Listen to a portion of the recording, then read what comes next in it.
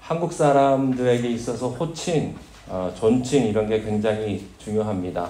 부를 때 어떤 존칭을 쓰느냐 이게 굉장히 중요하죠.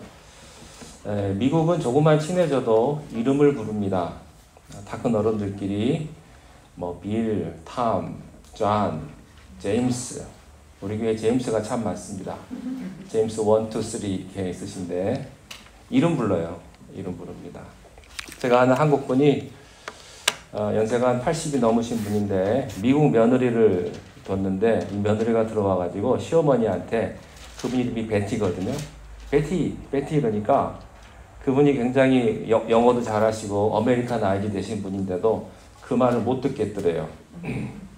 며느리가 자기 이름 부르는데 그건 도저히 받아들이기가 참 어렵더라고. 그래서 며느리한테 엄마라고 하라고. 그래서 며느리가 한국말 못하는 며느리가 엄마 한다고 합니다. 한국 사람의 호칭은요, 선생님, 어르신, 사장님, 형님, 선배님 잘 불러야 됩니다. 저도 누가 교회에 오시면 어떻게 부르느냐가 굉장히 신경 쓰입니다. 집사님이신가? 아니면 권사님이신가? 아니면 자매님이라고 해야 되나? 어떻게 불러야 되나? 참 신경을 많이 씁니다.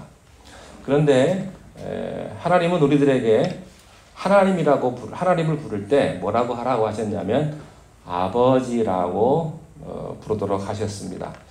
아무한테는 아니고 예수의 보혈로 거듭난 사람에게 그냥 아버지라고 불러 이렇게 말씀을 하십니다.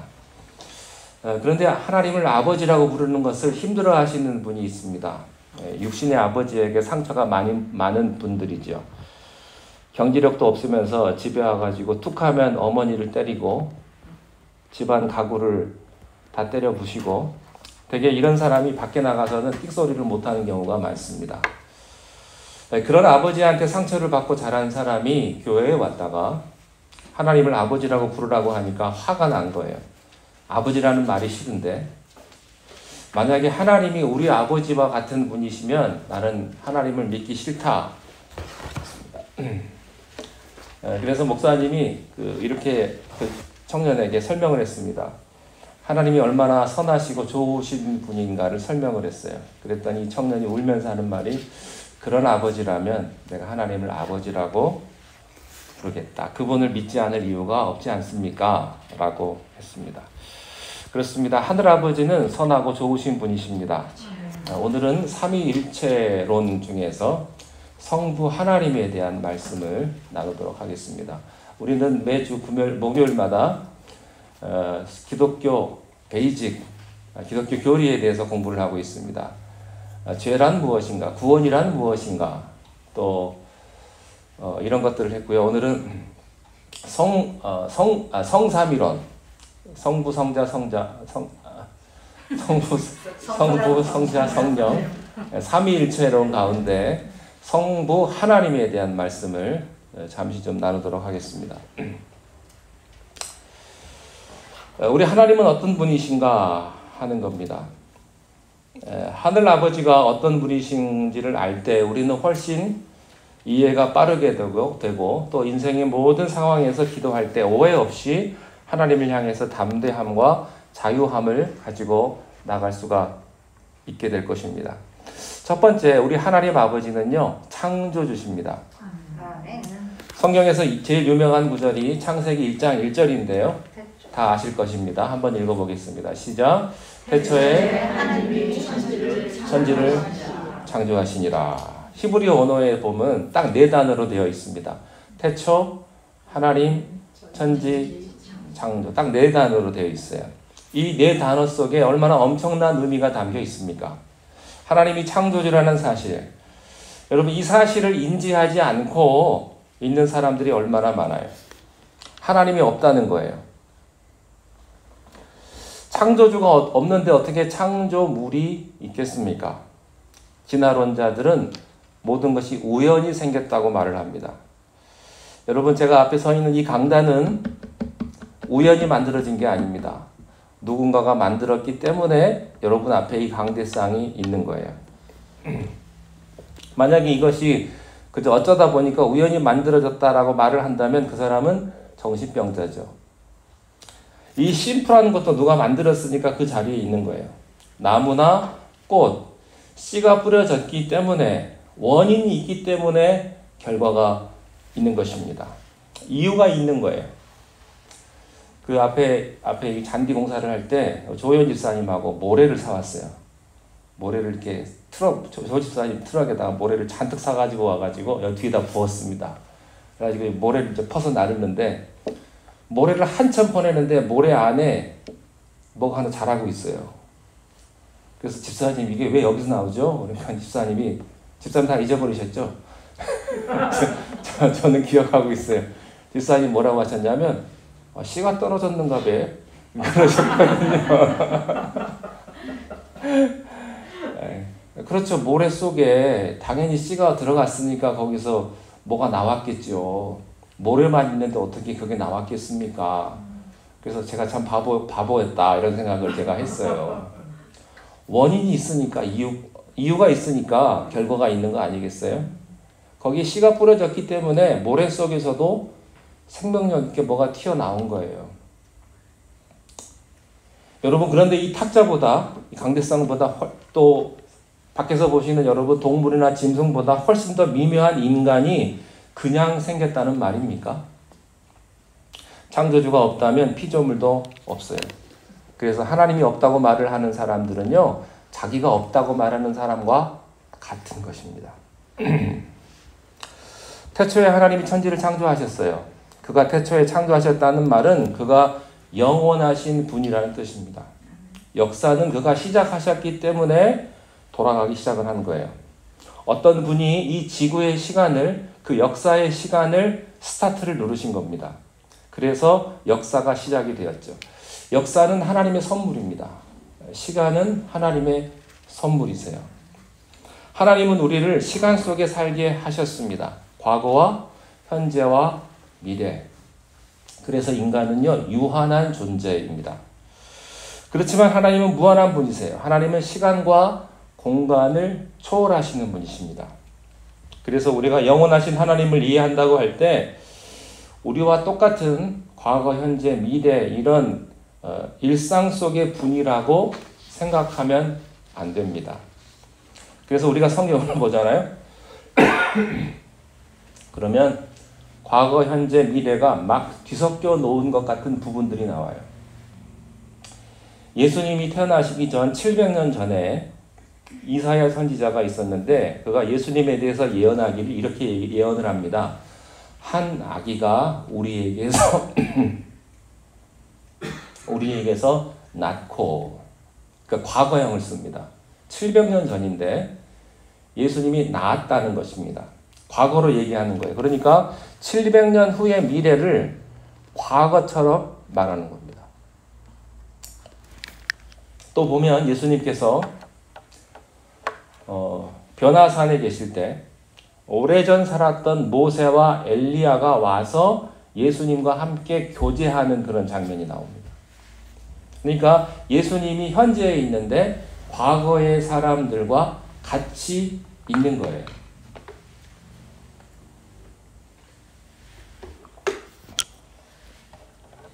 이것을 우리가 예수님이 우리와 다른 시간의 차원, 3차원이 아닌 4차원의 시간, 과거와 현재와 미래를 지나서 가는 게 아니라 과거와 현재 미래를 마치 작가가 위에서 바라보듯이 하나님은 그렇게 초월하시는 분이라고 하는 것입니다.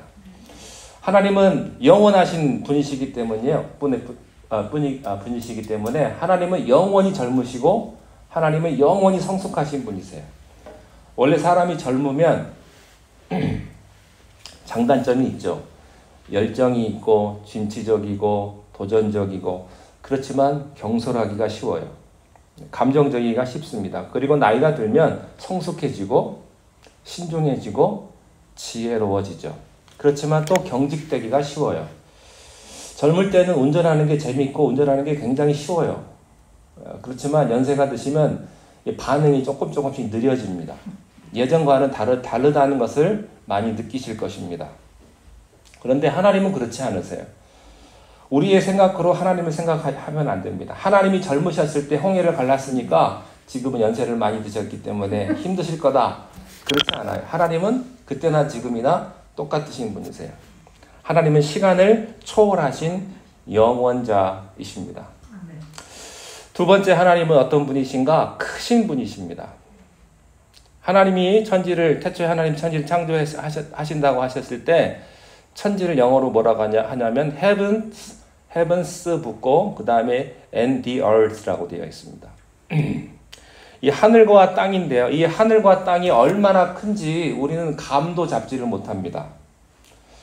여러분, 하나님이 창조하신 이 우주가 얼마나 크냐면요. 사람의 육안으로 관측할 수 있는, 그러니까 만원경을 동원해가지고 모든 장비를 동원해가지고 사람의 눈으로 볼 수 있는 가장 먼 거리가 200억 광년이라고 합니다. 그러니까 1광년이 빛의 속도로 1년을 가는 건데 빛이 1초에 지구의 7바퀴 반을 돌거든요. 근데 그 속도로 200억 년을 가는 거예요. 그 거리를 사람이 볼 수가 있다고 그래요. 그런데 그 거리가 우주의 한 작은 부분에 불과하다는 겁니다. 그러니까 우리의 상상이 아니에요, 사실은. 우리의 상상보다 훨씬 더 어마어마하신 분이 하나님이라고 하는 것입니다. 우리 교회가 땅이 크잖아요. 근데 대부분 오시면 땅 크다 이렇게 말씀을 하시는데 예전에 우리 교회에 몬타나에서 이사 오신 분이 계셨어요. 그분은 몬타나의 농장으로 시집 가셨다가 일로 오신 분인데 그분은 우리 땅을 보고 아담하네 그러시더라고요. 왜냐하면 그분은 몬타나 농장에 갔는데 남편이 이제 소를 몰아서 오려면 한 번 나가면 3일 후에 돌아온대요. 소를 강아지 한 마리 데리고 한 바퀴 딱 돌고 오면 3일 후에 온다는 겁니다. 그러니까는 아담하대 그러죠. 근데 여러분, 하나님 보시기에 얼마나 이게 그런 작은 사이즈예요. 이 지구라는 그 별 하나 자체가. 여러분, 하나님은 능력이 크신 분이세요. 전능하신 분이십니다. 못하시는 분이 없으세요. 그러므로 태양을 멈추게 하고 홍해를 갈라지게 하고 이런 것들이 우리들에겐 굉장히 큰일이지만 하나님한테는 큰일이 아니라고 하는 사실입니다. 우리에게는요, 돈 10,000불이 큰 돈이에요. 그런데 테슬라의 일론 머스크는요, 10,000불은 우스운 돈입니다. 아무것도 아닌 돈이에요. 능력이 충만한 분에게는 일이 얼마나 힘드냐가 문제가 아니에요. 그래서 하나님은 우리가 무슨 일을 할 때 그것이 얼마나 어려운지를 생각하지 않으십니다. 하나님은 아버지가 얼마나 크신 분이신지를 우리가 알기를 원하시는 분이십니다. 그래서 고갈되지 않는 엄청난 능력의 소유자가 아버지이신 것을 알 때 우리는 어떤 상황 속에서도 절망하지 않을 수 있습니다. 우리가 어떤 적을 만나도 무한한 능력의 아버지가 뒤에 있다는 것을 알기 때문에 우리는 담대할 수 있다는 사실입니다. 자, 세 번째는요. 하나님은 전지전능하신 분이십니다. 지혜가 크세요. 우리가 IQ 150만 넘어도 천재라고 말을 하는데 하나님은요, IQ가 무한대십니다. 그래서 하나님하고 가끔 대화가 안 될 때가 있어요. 왜냐하면 너무 차이가 나니까. 하나님이 얼마나 답답하시겠어요? 수준이 안 되는데. 여러분, 수준 안 되는 사람하고 대화해 보셨습니까? 대화가 안 돼요.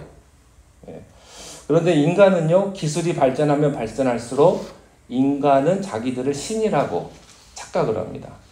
똑똑하다고 착각을 하는 거예요. 그래서 바벨탑을 쌓아요.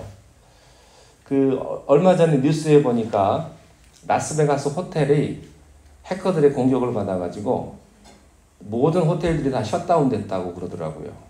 그래서 카지노의 전산으로 하는 카지노가 다 다운돼가지고 못하고 호텔 체크인도 못하고 그랬다고 그래요.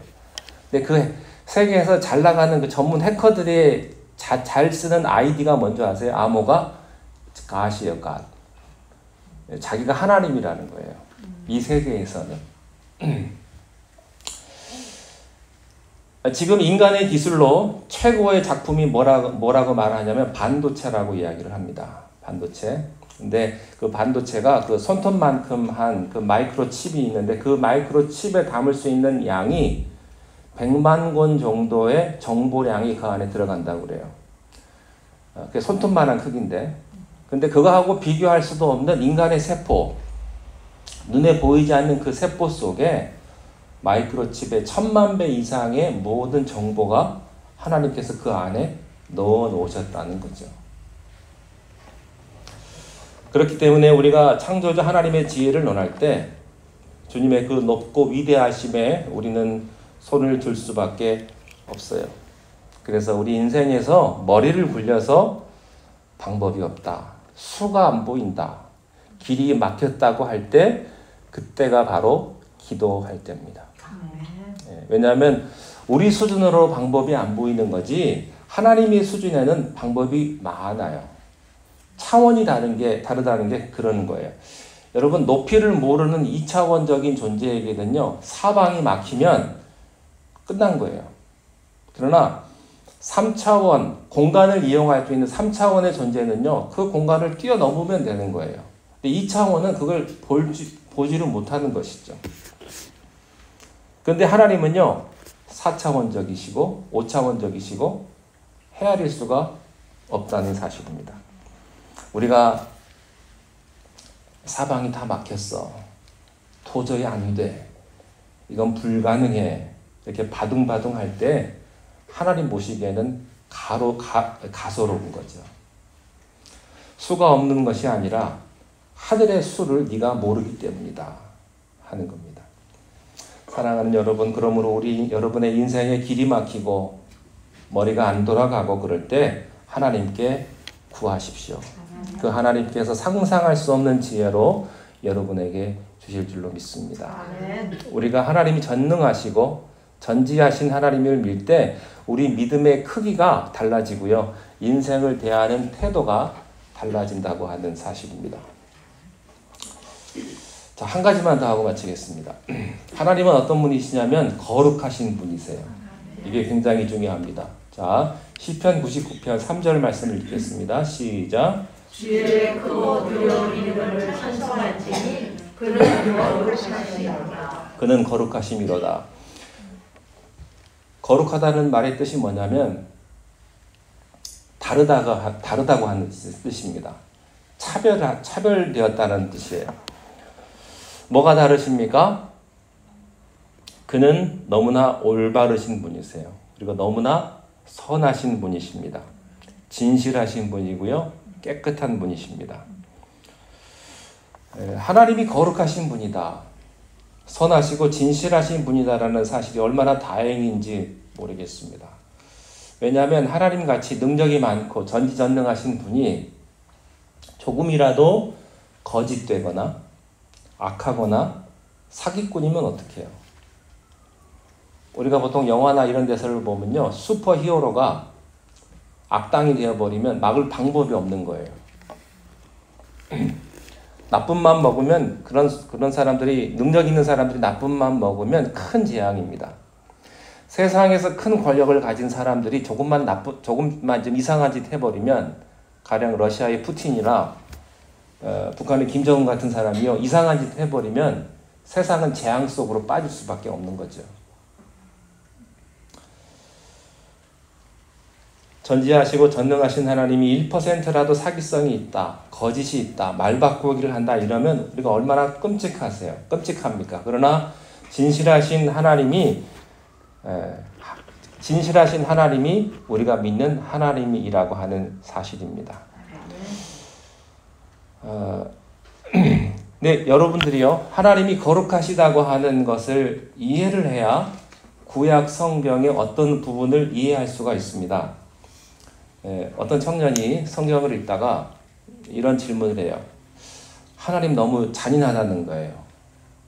너무 잔인하다고. 그냥 약속의 땅에 들어가서 거기 살고 있는 원주민들을 몰아내면 됐지 왜 남녀노소 심지어 짐승까지도 다 모조리 싹 다 죽이라고 하느냐 하는 거죠. 씨를 남기지 말고. 여러분 여호수아서를 보십시오. 하나님께서 여호수아에게요, 하나도 남김없이 싹 다 진멸하라고 하세요. 어린아이까지도, 짐승들까지도. 우리가 보기에는 그럴 필요가 없잖아요. 다 불태워버려라. 어쩜 그렇게 하나님이 잔인할 수 있느냐 하는 거예요. 이스라엘 사람 들어오기 전에는 평화롭게 살던 죄밖에 없는데 하나님이 이렇게 거룩하다고 이렇게 잔인할 수 있느냐, 잔혹할 수 있느냐 하는 겁니다.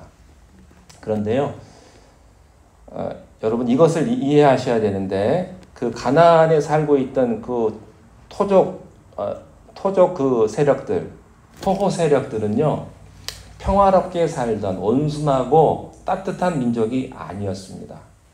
잔인하고 성적으로 굉장히 문란한 민족이었어요. 그들이 섬기는 바알과 아세라 신들은 폭력의 신이요, 또 피해 신이요, 성적인 음란의 신이었습니다. 그래서 그들은 친족들, 형제들끼리도 성관계를 하고요, 심지어 짐승하고도 교접을 했어요. 동성애가 창궐을 했습니다. 여러분 에이즈가 어떻게 시작된지 아세요? 에이즈가 아프리카에서 인간이 동물과 성적인 접촉을 하다가 퍼진 바이러스가 에이즈예요. 가나안이 그랬단 말이죠. 그래서 그들은요, 밥 먹듯이 사람을 죽이고 그리고 피해 제사를 드렸습니다. 툭하면 서로 싸우고 죽였어요. 그런 땅의 사람들과 결혼하면 이스라엘 사람들도 성병에 걸리고 폭력으로 물들기 때문에 하나님이 싹 다 죽인 거예요. 싹 다. 그것은요, 가나안 사람을 하나님이 인종차별해서가 아니에요. 죄는 죽음을 가져오기 때문에 죄를 싹 다 하나님이 거두어 버리신 거라고요. 그것이 하나님의 사랑이라고 하는 것입니다. 여러분 혹시 메디컬 드라마 같은 거 보면 의사들이 그 수술실 들어갈 때 손을 씻는 거 보셨습니까? 손을 이렇게 들고요. 우리가 씻는 거랑은 달라요. 의학비누로 막 손톱까지 이렇게 팍팍팍 긁어요. 그리고 다 이렇게 깨끗하게 씻은 다음에 그러고 이제 들어가요. 근데 그걸 딱 씻는 걸 보면서 아이고 뭐 저렇게까지 씻나, 저 바이러스 아까워서 어떡하지, 이런 사람 없어요. 그 제 아내가 그 수술실에서 일을 하잖아요. 제 아내. 그래서 이제 얘기를 조금 들어요. 제 아내 일하는 병원이 이쪽 노던 캘리포니아에서 그 1급 트라우마 센터입니다. 그래서 병원 옥상에 헬리콥터가 있어요. 그래서 이쪽 노던 캘리포니아에서 나오는 그 외상, 뭐 사고, 건샷이나 뭐 이런 거는 다 무조건 그쪽으로 온대요. 베이 지역은 따로 가는 데가 있겠죠. 그러면 헬리콥터를 타고 이렇게 오거나 또 앰뷸런스를 타고서는 이제 ER로 이머전시 룸으로 올 거 아닙니까? 그러면은 응급으로 뭘 하다가 수술실로 전화한다는 겁니다. 지금 이렇게 해가지고 응급 조치를 했으니까 빨리빨리 수술 준비해라. 그러면 이제 수술 준비를 하는 거예요. 그때 이제 부랴부랴 수술방을 열고 모든 것을 세팅을 다 해놔야 돼요. 환자가 오기 전에. 그러면 모든 물건들은 다 감염이 되지 않은 상태로 다 밀봉이 되어 있는 거예요. 의사 가운이라든가 또 피가 나올 때 닦는 그 천이라든가 꺼지라든가 가위라든가 이런 모든 것들은 다 멸균 처리된 상태에 있는 것들을 오픈을 해가지고 싹 준비를 해놓는다는 겁니다. 근데 이제 오다가 사람이 죽어요. 또 오다가 그게 필요가 없어져요. 그러면 그거를 다 어떻게 하는지 아세요? 다 버린대요. 싹 다 버린대요. 의사 가운이나 파란 천이나 뭐 이런 피 닦는 거 있잖아요.